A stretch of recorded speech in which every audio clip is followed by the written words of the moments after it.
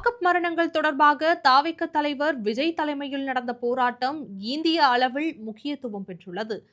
ஏன் பார்க்கலாம் இந்த செய்தி தொகுப்பில். சிவகங்கை மாவட்டம் திருப்புவனத்தில் உள்ள கோயிலில் தற்காலிக காவலராக வேலை செய்து வந்த இளைஞர் அஜித்குமார் திருட்டு வழக்கில் சந்தேகத்தின் பேரில் விசாரணைக்காக அழைத்து செல்லப்பட்டார். காவல்துறையினர் விசாரணையின் போது தாக்கியதில் அஜித்குமார் உயிரிழந்தார். இச்சம்பவம் தமிழகம் முழுவதும் கடும் அதிர்வலைகளை ஏற்படுத்தியது. இந்த வழக்கு சிபிஐக்கு மாற்றப்பட்டுள்ளது.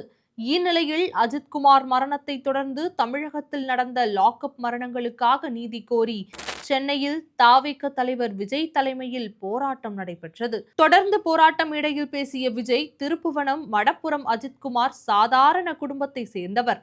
அந்த குடும்பத்துக்கு நடந்த கொடுமைக்கு முதலமைச்சர் ஸ்டாலின் சாரி சொன்னார். நல்ல விஷயம்தான்.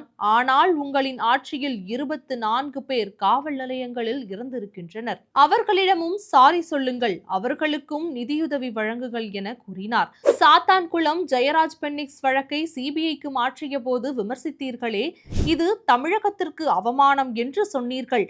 இப்போது ஏன் இந்த வழக்கை சிபிஐக்கு மாற்றினீர்கள்?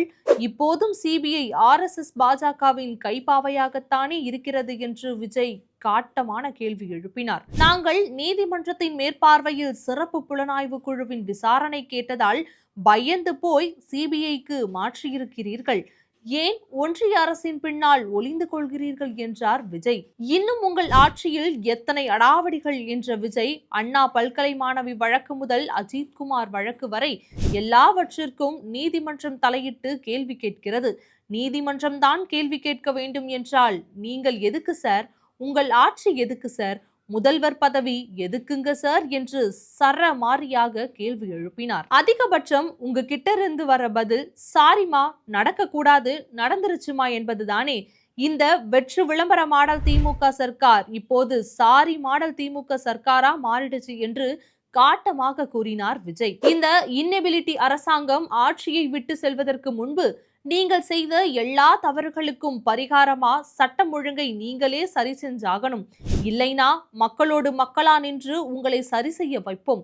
தாவேக சார்பில் அதற்கு உண்டான போராட்டங்கள் நடத்தப்படும் என விஜய் கடுமையான எச்சரிக்கை விடுத்தார். இந்தியா முழுவதிலும் எத்தனையோ லாக்அப் மரணங்கள் நடக்கின்றன. இதுவரை ஒரு அரசியல் கட்சி கூட போராட்டங்களை முன்னெடுத்து நடத்தியதில்லை என்பதும் மிக முக்கியமான விஷயம்.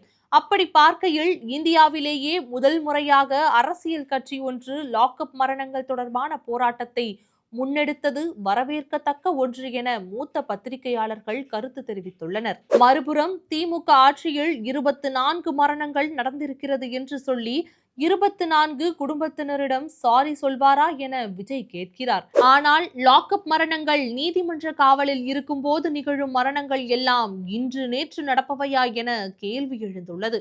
குறிப்பாக 2011ஆம் ஆண்டு முதல் 2021ஆம் ஆண்டு வரை நடந்த எல்லா லாக்அப் மரணங்களுக்கு எடப்பாடி பழனிசாமி மன்னிப்பு கேட்க வேண்டும் என விஜய் என்றைக்காவது பேசுவாரா என கேள்விகள் எழுவதாகவும் மறுதரப்பினர் கூறுகின்றனர்.